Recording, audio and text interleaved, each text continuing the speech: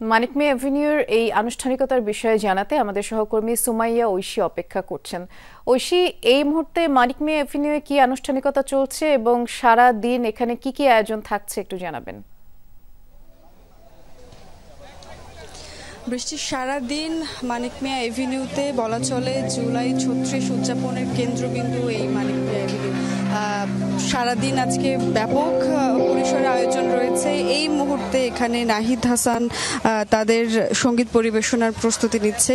কিছুক্ষণ আগে সাইমুম শিল্পগোষ্ঠী এবং কলরব শিল্পগোষ্ঠী এখানে সঙ্গীত পরিবেশন করেছে। যদিও টং দিয়ে জুলাই ৩৬ উদযাপনের এই অনুষ্ঠান শুরু হওয়ার কথা ছিল, তবে টং পরিবেশন করেনি সঙ্গীত। প্রথমেই সাইমুম শিল্পগোষ্ঠীর মাধ্যমে শুরু হয়েছে অনুষ্ঠান এবং একে একে এরপরে কিন্তু বিভিন্ন আনুষ্ঠানিকতা রয়েছে সারা দিন ব্যাপী। 2:25 আসলে যখন শেখ হাসিনা দেশ ছেড়ে চলে গিয়েছিলেন সেই সময়টিকে উদযাপনের জন্য রাখা হয়েছে। সেই সময় বেলুন ওড়ানো হবে, সেই কর্মসূচি রয়েছে। এরপরে সন্ধ্যায় রয়েছে 7:30টার দিকে কিন্তু রয়েছে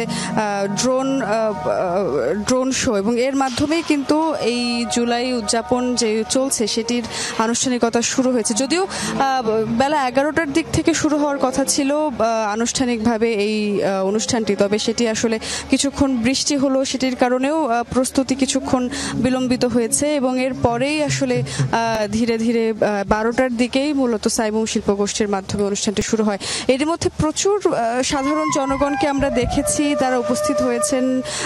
অনেকে হাতে লাল সবুজের পতাকা নিয়ে উপস্থিত হয়েছেন, ঠিক যেমনটি আমরা জুলাইয়ে দেখেছিলাম গত 1 বছর আগে। লাল সবুজের যেই পতাকা মাথায় বেঁধে অনেকে এসেছেন, তারা কিন্তু এখানে এসে জানিয়েছেন যে জুলাইয়ে তাদের কি প্রত্যাশা, জুলাই নিয়ে কি প্রত্যাশা ছিল এবং জুলাই সনদ, জুলাই ঘোষণাপত্র, সেগুলো নিয়ে তাদের কি প্রত্যাশা এবং সেটুকু 1 বছরে কতটুকু পূরণ হলো সেই সমস্ত বিষয়েও তারা জানাচ্ছিলেন। এবং সারা দিন ব্যাপী যে অনুষ্ঠান চলবে, দেশের বিভিন্ন জেলা থেকেই কিন্তু আসছেন সাধারণ মানুষ এবং ঢাকা শহরের বিভিন্ন জায়গা থেকে আজকে কিন্তু সকাল থেকে এখানে মানুষ জড়ো হচ্ছেন।